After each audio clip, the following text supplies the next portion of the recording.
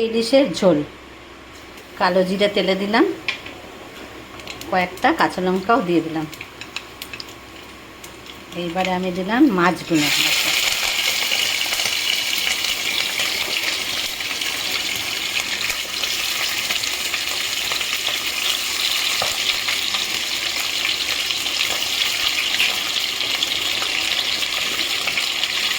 মাছগুলো আমি হালকা ভেজে নিয়েছি।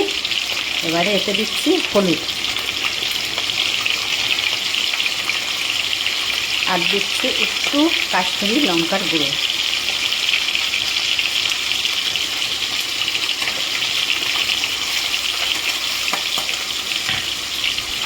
এবারে আমি এতে দিয়ে দেবো সামান্য জল। এবারে আমি এতে দিচ্ছি সর্ষে বাটা, একটু তেল দিয়ে গুলে রেখেছি, এটা আমি এতে দিয়ে দিচ্ছি।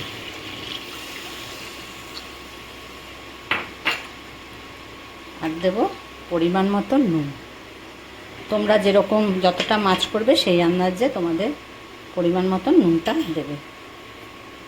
আর একটু আমি জল দিয়ে দিচ্ছি, কারণ এটা সর্ষে ইলিশের ঝোল করছি তো একটু ঝোল লাগবে। এবারে এটা আমি ঢাকা দিয়ে, সর্ষে ইলিশের ঝোলটা হয়ে গেছে। দেখো আমার এই সর্ষে ইলিশের ঝোলটা তোমাদের যদি ভালো লাগে তাহলে তোমরা লাইক, শেয়ার, কমেন্ট করো। আর যারা যারা সাবস্ক্রাইব করোনি অবশ্যই সাবস্ক্রাইব করো। আর আমাকে কমেন্ট করে জানিও আমার রান্না তোমাদের কেমন লাগে।